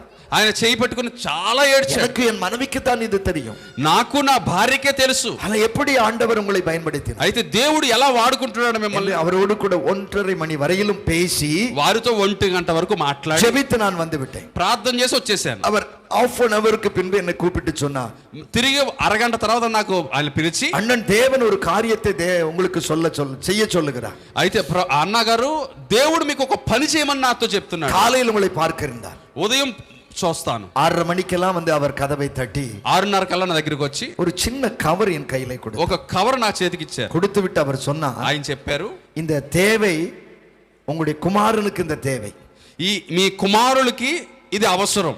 அவனுடைய செமஸ்டர் ஃபீஸ் கட்டுவதற்கு above 40,000. వారు సెమిస్టర్ ఫీజు కట్టడానికి 40,000కు పైనే. அந்த ஃபுல் அமௌண்ட்டையும் கர்த்தர் அவர் மூலமா எனக்கு தந்தார். నాకు అవసరమైనటువంటి ఆ 40,000 రూపాయలు ఆ సేవకుడు ద్వారా నాకు పంపించాడు. హల్లెలూయా, హల్లెలూయా. సహాయం பண்ணுகிற தேவன் அவர். ఆయన సహాయము చేసే దేవుడు. அவருக்கு என்ன செய்தார் தெரியுமா? ఆయనకి ఏం చేశాడు తెలుసా? சில மாசங்களிலே కొన్ని నెలల్లో కేస్ ఇవరికాగ విధియా ఇవరికి ఆశీర్వాదమాయి முடிந்தது. కేసు వీరి పక్షాన వీరికి అనుగుణంగా కేసు గెలిచారు. அந்த அரசியல்வாதியிலிருந்து இவருக்கு வர வேண்டிய நிலங்கள் வந்தது. ఆ ఎమ్మెల్యే గారి దగ్గర నుంచి రావాల్సినటువంటి స్థలం వచ్చేసింది. இப்பொழுது அவர் சர்ச் கட்டி கொண்டிருக்கிறார். ఇప్పుడు వారు మందిరం కడుతున్నారు. பாழான கிராமம் அது, చాలా కుగ్రామం అది. 1 కోటి రూపాయలకు ప్రాజెక్ట్, 1 కోటి రూపాయలతో మందిరం కడుతున్నారు. அவர் என்னை மறுபடியும் அழைத்து கொண்டு போய் சொன்னார். ఆయన మళ్ళీ నన్ను పిలిచి చెప్పారు, அண்ணா நீங்கள் ஜெபித்து போனீர்கள், అన్న మీరు ప్రార్థన చేశారు, எனக்கு సహాయం பண்ணினார், దేవుడు నాకు సహాయం చేశాడు, தேவன் எனக்கு సహాయం பண்ணினார், దేవుడే నాకు సహాయం చేశాడు. நாம் ஆராதிக்கிற தேவன் யாரு தெரியுமா? మనం ఆరాధిస్తున్న దేవుడు ఎవరో తెలుసా? திக்கற்ற பிள்ளைகளுக்கு సహాయం பண்ணுகிறார். తండ్రి లేని పిల్లలకు సహాయం చేసే దేవుడు ఆయన. மனிதர்களிடத்திலே సహాయం வராமல் இருக்கு, మనుష్యుల నుంచి సహాయం రాకపోవచ్చు, குடும்பத்திலே సహాయం வராமல் இருக்கு, సొంత కుటుంబస్తుల నుంచి సహాయం రాదు, மனிதர்களிடத்திலிருந்து సహాయం வராமல் இருக்கு, మనుష్యుల నుంచి సహాయం రాకుండా ఉండొచ్చు. தேவன் సహాయం பண்ணுவார். అయితే దేవుడు సహాయం చేస్తాడు. யாரை கொண்டு? ఎవరికి ఆయన చేస్తాడు? நமக்கு தெரியவே தெரியாது. ఎవరి ద్వారా చేస్తాడో తెలియదు. ஒருவரை கொண்டு என் தேவன் அற்புதங்களை செய்வார். ఒకరి ద్వారా అద్భుతాన్ని దేవుడు చేస్తాడు. యేసుவின் நாமத்திலே நடப்பதாக, యేసు నామములో ఇప్పుడే జరుగును గాక. ఇప్పుడే உங்கள் வாழ்க்கை நிறைவேறுவதாக, ఇప్పుడే మీ జీవితంలో నెరవేరును గాక. நிறைவேறுவதாக, ఇప్పుడే నెరవేరును గాక. ఇప్పుడే నెరవేరువதாக, ఇప్పుడే నెరవేరును గాక. హల్లెలూయా, హల్లెలూయా. எந்த சகாயத்துக்காய் காத்திருக்கிறாயோ, ఎలాంటి సహాయం కోసం ఎదురు చూస్తున్నావు నువ్వు? அந்த సహాయத்தை செய்கிறவன் நம்மோடு. ఆ సహాయాన్ని దేవుడు చేస్తాడు. సంగీతం 146 அதிகாரம் కీర్తన 146వ కీర్తన 9వ వచనం சொல்லுகிறது. 9వ వచనం చెబుతుంది, తెలుగు చదవండమ్మా. యెహోవా పరదేశులను కాపాడువాడు, ఆయన తండ్రి లేని వారిని విధవరాండ్రను ఆదరించువాడు. ఎవరండి ఎవరు? ఆయన ఎవరండి? తండ్రి లేని వారిని విధవరాండ్రను ఆదరించువాడు. ஹல்லேலூயா, హల్లెలూయా. திக்கற்ற பிள்ளைகளுக்கும் விதவைகளுக்கும் அநாதைகளுக்கும் తండ్రి లేని వారికి విధవరాండ్రకు పరదేశులకు அவர் ஆதரிக்கிறவராய் ఆయన ఆదరించేవాడిగా ఉన్నాడు. உலகத்திலே ஆதரவற்ற கோடி ஜனங்கள் இன்றைக்கு இருக்கிறார். ఈ రోజు ఈ లోకంలో కోట్ల మందికి ఆదరణ లేకుండా ఉన్నారు. அன்னை தெரேசாவை பற்றி நாம் எல்லாரும் அறிந்திருக்கிறோம். మదర్ తెరెసా గారికి అందరికీ తెలుసు. அவர்கள் எங்கோ பிறந்தார்கள், ఎక్కడో పుట్టిందా. ஏன் இந்தியாவின் மேலே அந்த பாசம்? ఎందుకు ఈ భారతదేశం మీద అంత ప్రేమ? இயேசு அவர்களை ஆதரித்ததினால், యేసు ఆమెను ఆదరించుటను బట్టి அவர்கள் மற்றவர்களை ஆதரிக்கிறார்கள். ఆమె ఇతరులను ఆదరించింది. நம்முடைய வாழ்க்கை எப்படி இருக்கணும்? మన జీవితం ఎలా ఉండాలి? விதவைகளுக்கும் திக்கற்றவர்களுக்கும் తండ్రి లేని వారికి విధవరాండ్రకు நீங்கள் ஆதரவாய் இருக்கணும். మీరు ఆదరించే వారిగా ఉండాలి. எப்படிப்பட்ட ஆதரவு? ఎలాంటి ఆదరణ? ஒரு Dress கொடுப்பதினாலே ஆதரிக்கலாம். ఒక జత బట్టలు కొనిచ్చి ஒரு ఆదరించండి. 50 ரூபாய் 100 ரூபாய் கொடுத்து ஆதரிக்கலாம். ఒక 50 రూపాయలు 100 రూపాయలు వారి చేతులు పెట్టి ఆదరించండి. ஒரு ஸ்கூல் டைம் வரும்பொழுது ஒரு பேக் அல்லது ஒரு ஷூ வாங்கி கொடுத்து ஆதரிக்கலாம். స్కూల్ పిల్లలకి ఒక బ్యాగ్ బూట్లో కొనిచ్చి ఆదరించండి. ஒருவேளை ஆகாரம் இல்லாவிட்டால் உங்களுக்கு ஆகாரம் கொடுத்து ஆதரிக்கலாம். ఒకవేళ ఆహారం లేకుండా ఉంటే కొంచెం అన్నం పెట్టి ఆదరించండి. ஹலோ, ரெடியா? హలో, సిద్ధంగా ఉన్నారా? ஆமென். ఆమేన్. ஆதரிக்குள்ள சபை மாறணும். ఆదరించేవారుగా సంఘం మార్చబడాలి. சபையில பிரியாணி பண்ணி సంఘంలో బిర్యానీ చేసి எல்லாம் நல்லா சாப்பிட்டு మనందరం మంచిగా తినేసి பாக்கெட்ல வீட்டுக்கு கொண்டு போவதில்லை, ప్యాకెట్లో బ్యాగుల్లో పెట్టుకుని ఇంటికి కొట్టుకుపోతాం. ஏழைகளுக்கு உதவணும். అయితే పేదవారికి మనం సహాయం చేయాలి. அதுதான் சபை. అదే సంఘం. ஆமென். ఆమేన్. இந்த உதவியை அவர் பார்த்து ఈ సహాయాన్ని దేవుడు చూసి உங்களை ஆசீர்வதிக்கிறவராய் మిమ్మును ఆశీర్వదిస్తాడు ఆయన. உபாகமம் 10ஆம் அதிகாரம் 18ஆம் வசனத்தை வாசிக்கும் பொழுது, ద్వితీయోపదేశకాండం 10వ అధ్యాయం 18వ వచనం చదివితే, చదవండిమా. ఆయన తల్లిదండ్రులు లేని వారికి విధవరాలికి న్యాయము తీర్చి, அவர் என்ன செய்கிறார்? ఆయన ఏం చేస్తాడు? தகப்பன் தாய் இல்லாத அநாதைகளுக்கு, తల్లి తండ్రి లేని అనాథలకు நியாயம் விசாரிக்கிற தேவன். న్యాయము తీర్చే దేవుడు ఆయన. He is a judge. ఆయనే న్యాయవాది. ஆமென். ఆమేన్. இன்னைக்கு உலகத்தில் இருக்கிற ஜட்ஜிகள் ఈ రోజు భూమి మీద ఉన్నటువంటి న్యాయవాదులు எல்லாரும் பணம் வாங்கிட்டு போயிடலாம். అందరూ కూడా డబ్బులు తీసుకుని లంచం తీసుకుని, ஆனா நம்முடைய நியாயாதிபதி அவர் அல்ல. అయితే మన న్యాయాధిపతి అలాంటి కాదు. அவர் நியாயம் தீர்த்தால் அந்த நியாய தீர்ப்பு சரியாகத்தான் இருக்கும். ఆయన న్యాయము తీరిస్తే సరి అయిన న్యాయాన్ని ఆయన తీరుస్తాడు. இயேசுவிடத்திலே యేసు దగ్గరికి ஒரு விபச்சார ஸ்திரீ ஓட்டமாய் ஓடி வருகிறாள். ఒక వ్యభిచార స్త్రీని పరుగు పరుగును తీసుకొచ్చి, பின்னால் எல்லாருடைய அந்த ஊரில் இருக்கிற எல்லாருடைய கைகளிலும் கல்லுகள் இருக்கு. వెనకాల ఉన్నటువంటి ఆ ఊరు జనం అందరి చేతిలో రాళ్ళున్నాయి. அவளை கல்லால் எறிகிறார்கள். రాయితో కొట్టి చంపడానికి அவளை వచ్చారు. தப்பித்துக் கொள்ள ஓடுகிறாள். తప్పించుకుని పరుగు పరుగులు ஓடி వస్తుంది. ஓடி ஓடி పరిగెత్తి పరిగెత్తి పరిగెత్తి இயேசுவின் பக்கமாய் வந்து యేసు పాదాల దగ్గరికి వచ్చింది. எல்லாரும் சுற்றி பார்க்கிறார். అందరూ తిరిగి చూస్తున్నారు. எல்லார் கையிலும் கோபத்துடன், అందరి చేతుల్లో రాయిలున్నాయి. முகம் எல்லாம் கோபம் நிறைந்தது. వారి ముఖాలన్నీ కోపంతో இவளை ఉన్నాయి. கொலை செய்ய வேண்டும், చంపేయాలండి, இவளை கொலை செய்ய வேண்டும். ఈమె చంపాలి. என்றால் இவள் ஒருத்திதான் பாவி, ఈవిడ ఒకరే పాపి, வேற யாரும் பாவம் செய்யாததை போல அவர்கள் தங்களை காண்பித்துக் கொண்டார்கள். ఇంకెవ్వరు ఎలాంటి తప్పు చేయనట్లుగా తమను తాము చూపించుకుంటున్నారు. இன்னைக்கு மனுஷனுடைய வாழ்க்கை எப்படி தெரியுமா? ఇప్పుడు మనిషి జీవితం ఎలా ఉందో తెలుసా? அது 2 வாழ்க்கை 3 வாழ்க்கை. అయ్యి మనిషికి 2-3 జీవితాలు ఉంటున్నాయి. நீங்கெல்லாம் అందరూ మంచివాడమ్మా. మీరు అందరూ మంచోళ్ళే. சர்ச்சுக்கு வரும்பொழுது நம்முடைய முகம் ஒரு மாதிரி இருக்கும். మీరు మందిరానికి వచ్చేటప్పుడు ముఖం ఒకలా ఉంటుంది. வீட்டுல போகல இன்னொரு முகம், ఇంటికి వెళ్ళేసరికి ఇంకో ముఖం, ఆఫీసుల కంపెనీల బిజినెస్ இன்னொரு ముఖం. మీరు వ్యాపారం, మీ పని, మీ డ్యూటీకి వెళ్ళినప్పుడు వేరే ముఖం. అవునా కాదండి? అవునా కాదండి? ఏంటి తమ్ము మీ చెప్పమ్మా, అవునా కాదా? తమ్ముడు చెప్పమ్మా. నోరు తెరవ బాబు. అవునయ్యా. మన வாழ்க்கை எப்படி இருக்கிறது? మన జీవితం ఎలా ఉంటుంది? நம்ம லைஃப் ஸ்டைல் எப்படி இருக்கிறது? మన జీవిత విధానం ఎలా ఉంటుంది? சர்ச்சுக்குள்ள ஒரு வாழ்க்கை, చర్చిలో ఒక జీవితం, வீட்டுக்குள்ள ஒரு வாழ்க்கை, ఇంట్లో ఒక జీవితం, வெளியே ஒரு வாழ்க்கை. బయట ఒక జీవితం. యేసు அப்படி ஜீவிக்கவில்லை. యేసు అలా జీవించలేదు. அவர் எப்படி வாழ்ந்தாரோ, ఆయన ఎలా జీవించాడో, பிறந்த நாள் முதல் மரண நாள் வரை அப்படித்தான் இருந்தார். పుట్టిన రోజు నుంచి చనిపోయిన రోజు వరకు అలాగే அவரை బ్రతికాడు. பின்பற்றுகிற நாம், ఆయనను వెంబడిస్తున్న మనం அவரை போலவே இருக்க வேண்டும். ఆయనను పోలి మనం ఉండాలి. அவர் வாயில் பொய் வரவில்லை. ఆయన నోట్ల నుంచి అబద్ధం రాలేదు. அவர் யாருடைய பணத்தையோ பொருளையோ அவர்களுடைய பொருளை வஞ்சித்து எடுத்துக்கொள்ளவில்லை. ఎవరి డబ్బులు కానీ ఎవరి వస్తువులు కానీ ఆయన ఏమీ తీసుకోలేదు. அவர் யாரை ஏமாற்றவில்லை. ఆయన ఎవరిని మోసం చేయలేదు. உள்ளது உள்ளதென்று இல்லாத இல்லதென்று பேசினார். ఉన్నది ఉన్నట్లుగా లేనిది లేనట్లుగా మాట్లాడాడు. நாம் அப்படி பேச மாட்டோம். మనం అలా మాట్లాడడం. அப்படி స్టైల్గా பேசுவோம். మనం స్టైల్ గా మాట్లాడతాం. நமக்கு ஒருவர் பிடிக்குமானால் ఎవరైనా మనకు నచ్చిన వాళ్ళు ఉంటే அவர்களுக்கு సపోర్టాయి நடந்து கொள்ளுவோம். వాళ్ళకి తగినట్లుగా అనుసంధానంగా మాట్లాడతాం. பிடிக்காவிட்டால் ఒకవేళ వారు నచ్చకపోతే அவர்களுக்கு எகென்ஸ்டாய் மாறுவோம். వారికి వ్యతిరేకంగా మాట్లాడతాం. இதுதான் మనుష్య జీవితం. అదే మనిషి జీవితం. அது మనుష్య జీవితం. అయితే మనిషి జీవితం, இது விசுவாசி அப்படி அல்ல. అయితే విశ్వాస ఎలా ఉండకూడదు. we are entirely different life. మనం ఒక ప్రత్యేకమైన జీవితం కలిగి జీవించాలి. హల్లెలూయా. హల్లెలూయా. இவர் யார்? ఈయన ఎవరు? న్యాయం செய்கிறது. న్యాయం చేసే దేవుడు. கையில எல்லார் கையிலும் கல் இருக்கிறது. అందరి చేతుల్లో రాయలు ఉన్నాయి. எல்லா முகம் கோபமாய் இருக்கு. అందరి ముఖాలు కోపంగా ఉన్నాయి. அவர்கள் சொன்னார்கள், இயேசுவே, యేసు நியாயப்பிரமாணத்தின்படி న్యాయ ప్రకారం, న్యాయ ధర్మశాస్త్ర ప్రకారం விபச்சாரியை ఈ వ్యభిచార స్త్రీ கல்லெறிந்து கொலை செய்ய வேண்டும் రాయి వేసి కొట్టి చంపాలి என்று சொல்லி ஒரு டிப்பர் லாரி ஃபுல்லா கல்லோட வந்திருக்கிறார். వాళ్ళందరూ ఒక టిప్పర్ లారీ నిండా రాయిలు పట్టుకుని వచ్చారు. 2 டிராக்டர் பின்னால நிக்குது. వెనకాల 2 ట్రాక్టర్లు కూడా ఉన్నాయి రాళ్ళతో.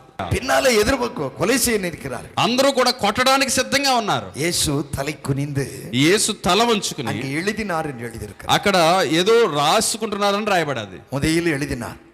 తల వంచి ఏదో రాస్తున్నారు. பி சாமியல் 1/1/2009 1/1/2009 సంవత్సరం இந்த பாவம் செய்த ఈ తప్పు చేశాడని రాస్తున్నాడు. அடுத்த பேர் తర్వాత పేరు சவுல்.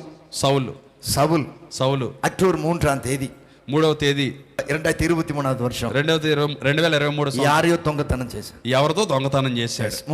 మూడోది సైడిல் எழுதியிருக்கிறது எஸ்தேர்.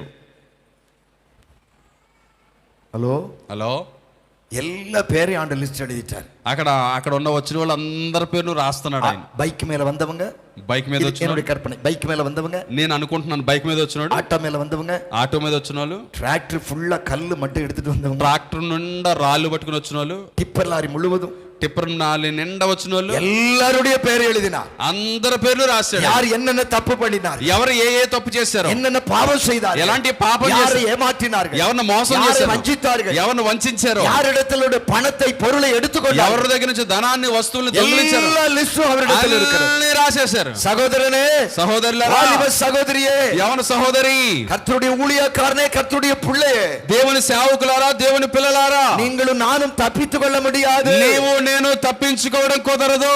అప్ టు డేట్ కణకు అవరిడతలే இருக்கிறது. ప్రతిదీ ఆయన రాస్తున్నాడు. ఆమేన్. ఆమేన్. எல்லா ஜனங்களும் இது யார் பார்க்கிறது? అందరు ప్రజలను చూడడం ఎలా కుదురుతుంది? யார் எழுதுறது? ఎవరు రాసేది? அவரிடத்துல ஞாபக புஸ்தகம் உண்டு. ఆయన దగ్గర జ్ఞాపక పుస్తకం ఉంది. நன்மை செய்தாலும் మంచి చేస్తే, தீமை செய்தாலும் చెడు చేసిన பிரதிபலன் அவர் எழுதி கொண்டிருக்கிறார். ఆయన ప్రతిఫలాన్ని రాసి పెడతాడు. அதற்காக சீக்கிரம் வரப்போகிறார். అందుకోసం ఆయన త్వరగా రాబోతున్నాడు. ఆమేన్. ఆమేన్. அவர் எப்பொழுது வருவார்? ఆయన ఎప్పుడు వస్తాడు? తాత ముత్తాత చెప్తున్నారండి. తాత ముత్తాతల దగ్గర నుంచి చెప్తున్నారండి వచ్చేస్తున్నాడు. యేసయ్య వస్తాడని చెప్తున్నారు. యేసయ్య వచ్చేస్తున్నాడు. ఇంకా రాలేదండి. ஒரு బిల్డింగ్ కట్టిరుவோம். నేను ఈ లోపల బిల్డింగ్ பிள்ளைய டாக்டர் అమెరికాకు అనిపిరலாம். పిల్లలు డాక్టర్ కోసం అమెరికా పంపిస్తాం. గల్ఫ్లో కొంచె నాள் పోయి టైలరింగ్ பண்ணிரலாம். గల్ఫ్ కొన్ని రోజులు టైలరింగ్ చేద్దాం. కొంచె నాள் అమెరికాకు పోయి వెల్డింగ్ பண்ணிரலாம். కొన్ని రోజులు అమెరికాలో వెల్డింగ్ చేద్దాం. அங்க போய் ఆటో రిక్షా ఓటిరலாம். అక్కడ ఆటో రిక్షా నడుపుదాం. హలో హలో, இது ஒன்றும் நடக்காது. అదేమీ జరగదు. அவர் வருகை என்றால் வருவார். அவர் ఆయన వస్తానంటే వస్తాడు. நமக்கு தெரியாது, మనకు తెలియదు. நாம் ரெடியா இருப்போமானால் మనం సిద్ధంగా ఉంటే அந்த న్యాయాధిపతికి మున్నాలే సంతోషమై నిలక ఆ న్యాయాధిపతి ముందు సంతోషంగా నిలబడతాం. యేసు எப்படி வருவார்? యేసు ఏ విధంగా వస్తాడు? ஏற்கனவே రక్షகராய் வந்து விட்டார். ముందు ఆయన రక్షకుడిగా వచ్చేసాడు. இன்றைக்கு டிசம்பர் மாசம் நம்ம ఇప్పుడు మనం డిసెంబర్ నెలలో என்ன ஒரு ட்ரீ வச்சு ఒక చెట్టు, ரெண்டு క్రిస్మస్ சின்ன சின்ன பொம்மை வச்சு రెండు బొమ్మలు పెట్టి యేసు மாதிரி పడుతున్నాం. యేసులాగా ఉయ్యాల్లో ఊగుతున్నట్టు పెడతాం. எஸ், அந்த இயேசு அல்ல, ఆ యేసు కాదు వచ్చేది. அவர் வந்தார், ఆయన వచ్చేసాడు, மரித்தார், మరణించాడు, பிதாவின் வலது பார்சு உட்கார்ந்தார். తండ్రి కుడి పార్శ్వానికి ஆனா కూర్చున్నాడు. வருவார் திரும்பி. మళ్ళీ వస్తాడు. ఆయన யாருக்காக? ఎవరి కోసం? நமக்காக మన வருவார். కోసమే వస్తాడు. சபைக்காக வருவார். సంఘం కోసం వస్తాడు. மணவாட்டிக்காய் வருவார். ఈ వధువు సంఘం కోసం వస్తాడు. எக்கால சத்தம் கேட்கும். ఆ కడబోర శబ్దం ஒருவேளை వస్తుంది. ட்ரெயின் విజయనగరం మార్గం పోనా సౌండ్ தெரியும், విసిల్ అడితా. విజయనగరం మార్గంలో ట్రైన్ వెళ్తుంటే మనకి హార్న్ వినబడుతుంది. రాజమండ్రిలో వైజాగ్ வந்தா அந்த விசில் சவுண்ட் கேட்கும். రాజమండ్రి నుంచి వైజాగ్ వస్తే మనకి వినబడుతుంది. ఎయిర్పోర్ట్ல இருந்து ప్లేన్ பறந்தா அதனுடைய சவுண்ட் நமக்கு கேட்கும். ఎయిర్పోర్ట్ నుంచి విమానం వెళ్తుంటే దాని శబ్దం ஆனா వినబడుతుంది. యేసు ఎక్కాల సత్త யாருக்கு தான் கேட்கும்? అయితే యేసు కడబోర శబ్దం ఎవరికి వినబడుతుంది? மணவாட்டி மட்டும் தான் தெரியும். సంఘానికి మాత్రమే, వధువు సంఘానికి మాత్రమే వినబడుతుంది. ஆமென். ఆమేన్. துக்கம் மாறி போகும், உன் வேதனைகள் మారు. మీ దుఃఖం, నీ వేదన మారిపోతుంది. కొంచెం కాలమే. చెప్పండి, కొంచెం కాలమే. కొంచెం కాలం కన్నీరు, కొంచెం కాలమే కన్నీరు, కొంచెం కాలం వేదన, కొంచెం కాలం వేదన, కొంచెం కాలం కష్టం, కొంచెం కాలమే కష్టం, కొంచెం కాలం పట్టిని, కొంచెం కాలమే ఆకలి. ఇదెல்லாம் అతి శీఘ్రతలే నీంగిబడి. ఇవన్నీ కూడా అతి త్వరలోనే తీరబోతున్నాయి. యేసు வந்து యేసు వచ్చి మధ్య ఆకాయத்துல మధ్య ఆకాశం సభயை எடுத்துக்கொள்ளுவா. సంఘాన్ని తీసుకుని వెళ్తాం. நாமெல்லாம் ஒரு அப்படி செகண்ட்ல మనం అందరం ఒక్క సెకండ్ లో ట్రాన్స్ఫర్మేషన్ ఆవు, రూపాంతరం పొందిపోతాం. ఆమేన్. ఆమేన్. హల్లెలూయా. హల్లెలూయా. ఆమేన్. ఆమేన్. ఆమేన్. ఆమేన్. ஒரு நொடியில, ఒక్క సెకండ్ లో, அது ராக்கெட்டை விட ஸ்பீடு. రాకెట్ కంటే స్పీడ్ గా அவரோடு கூட இருப்போம். ఆయనతో పాటు వెళ్ళిపోతాం. எத்தனை ஆண்டுகள்? ఎన్ని సంవత్సరాలు? ஒரு 7 ஆண்டுகள் அங்கே. 7 సంవత్సరాలు. அதற்கு ஒரு கீழே வந்து ఆ తర్వాత కిందకు వచ్చి இந்த பூமியை நாம் எல்லாரும் ఆளுகை செய்வோம். తర్వాత మనం ఈ భూమిని మనం పరిపాలించబోతున్నాం. இந்த சரீரம் இருக்காது, ఈ శరీరం ఉండదు, அது మరురూప శరీరం. అది రూపాంతరము చెందిన அதுக்கு శరీరం. பசியும் தாகம் இருக்காது. ఇంకా ఆకలి దాహం ఉండదు. நாம் தேவதூதர்களை போல இருப்போம். మనం దేవదూతల వలె మారిపోతాం. தேவனுடைய தேஜஸ் நமக்குள்ள இருக்கும். దేవుని తేజస్సు మనలో ఉంటుంది. ஆமென். ఆమేన్. 1000 வருடங்கள் 1000 సంవత్సరాలు அங்க லஞ்சம் இருக்காதய்யா. అక్కడ లంచం ఉండదండి. ఇంటర్వ్యూல ఏమత్త మాటాంగ. ఈ ఇంటర్వ్యూలో మోసం చేయ, அங்க ஒரே ஒன்று இருக்கும், ఒకే నీతి పరిపాలన. అక్కడ నీతి న్యాయములతో కూడిన పరిపాలన ఉంటుంది. హల్లెలూయా. హల్లెలూయా. రేషన్ కடையில అరిసి கிடைக்கல కంప్లైంట్ பண்ண வேண்டிய அவசியம் இல்லவே இல்லை. రేషన్ షాప్ దగ్గరికి వెళ్ళి బియ్యం బాగలేదని కంప్లైంట్ ఇవ్వాల్సిన అవసరం లేదు. எனக்கு ఓటు పోడు, எனக்கு 5000 రూపాయలు లంచం கொடுக்கணும் అవసరం வரவே. నాకు ఓటు వేయండి అని 5000 రూపాయలు లంచం ఇచ్చే పనే లేదు. நாம் இந்த தேசத்தை ஆளுகை செய்வோம். మనం ఈ దేశాన్ని పరిపాలించాలి. ஆதாம் இழந்து போன ఆదాము పోగొట్టుకున్నాడు. அதிகாரத்தை தேவன் நம்மையிலே ఆ అధికారాన్ని దేవుడు మన మీద వేస్తాడు. ஹல்லேலூயா. హల్లెలూయా. உங்களுக்கு அதிகாரத்தை கர்த்தர் கொடுக்கிறார். దేవుడు నీకు అధికారాన్ని ఇస్తాడు. அவருடைய பிள்ளை என்கிற அதிகாரத்தை கொடுக்கிறார். ఆయన యొక్క పిల్లలైన అధికారాన్ని ఇస్తున్నాడు. அவருடைய ఆளுகையை உங்களுக்கு கொடுக்கிறார். అతని యొక్క అధికారం, పరిపాలన ఇస్తున్నాడు. ఆమేన్. ఆమేన్. இந்த 1000 வருடத்துக்கு பின்பு ఆ 1000 సంవత్సరాల తర్వాత மறுபடியும் மோசம் போக்கின பிசாசு మరొకసారి మోసగాడైన పిశాసి அவன் பாதாளத்திலிருந்து மறுபடியும் வருவான். పాతాళంలోంచి తిరిగి వస్తాడు. தனக்கென்று ஒரு கூட்டத்தை சேர்த்து తనకంటూ ఒక గుంపుని ఏర్పాటు చేసుకొని யுத்தம் நடக்கும். ఒక యుద్ధం చేస్తాడు. அது அர்மகெதான் யுத்தம். అది அர்மகெதான் யுத்தம். అర్మగెదాని యుద్ధం. அந்த யுத்தத்திற்கு பிறகு ఆ యుద్ధం తర్వాత தேவன் ஒரு நியாய தீர்ப்பு வைப்பார். దేవుడు న్యాయం తీరుస్తాడు. நாம் எல்லாரும் நியாய தீர்ப்புக்கு முன்னா இந்த உலகமே நிற்க வேண்டும். ఆ న్యాయ తీర్పులో ఈ లోకం నిలబడుతుంది. அவருடைய பிள்ளைகள் ఆయన పిల్ల அதுல செம்மறி ஆடுகளை தனியாகவும் ఆ మేకలను వేరుగాను வெள்ளாடுகளை தனியாக வேறு பிரித்து గొర్రెలను మేకలను వేరు చేస్తారు. வலது பக்கம் உள்ளவர்களுக்கு కుడి ప్రక్కన ఉన్న వాళ్ళకి புதிய வானம் புதிய பூமி, కొత్త ఆకాశం కొత్త భూమి. ఆమె நாம் இருக்கிற இந்த பூமி அப்படி ஒரு பேப்பர் சுருட்டுற மாதிரி சுருட்டி எரியப்பட்டுரும். మనం ఉన్నటువంటి ఈ భూమి పేపర్ను చుట్టూ బయట పాడేసినట్టుగా పాడేపడుతుంది. இப்ப நம்ம பிரதர் டெய்லர்ட்ட போய் మనం టైలర్ గారి ரெண்டு மீட்டர் துணி எடுத்து கொடுத்தா 2 బిట్లు బట్టలు కొన్ని எத்தனை கட்டிங் பண்ணுவார். ఎన్ని ముక్కలు చేస్తాడో తెలుసా? ஐயோ అయ్యో இத்தனை கட்டிங் அவசியமா? ఇన్ని ముక్కలు అవసరమా? கடைசில கட் பண்ணிட்டு அந்த வேஸ்ட் தூக்கி போடுவான். కట్ చేసేసి వేస్ట్ అంతా తీసుకొచ్చి బయట పాడేస్తాడు. అవునమ్మా? అవునండి, అవునా? అవునండి. அது போல இந்த உலகம் வானம் பூமி எல்லாம் అలాగే భూమి ఆకాశాన్ని దేవుడు చుట్టూ బయట పాడేస్తాడు. நமக்கு ஒரு யுக யுக யுகமா మనం యుగ యుగ యుగాలు அவரோடு கூட இருப்போம். ఆయనతో పాటు మనం ఉంటాం. விசுவாசியே, విశ్వాసి, న్యాయాధిపతి வரப்போகிறார். న్యాయాధిపతి రాబోతున్నాడు. న్యాయాధిపతి வரப்போகிறார். న్యాయాధిపతి రాబోతున్నాడు. அவர் వాசలిலே வந்திருக்கிறதை యాకోబు எழுதுகிறார். ఆయన మన గుమ్మము దగ్గరే ఉన్నాడని యాకోబు రాస్తున్నాడు. இந்தியாவில் இருக்கிற న్యాయాధిపதியை போல அல்ல, ఈ భారతదేశంలో ఉన్న న్యాయవాదుల్లా కాదు.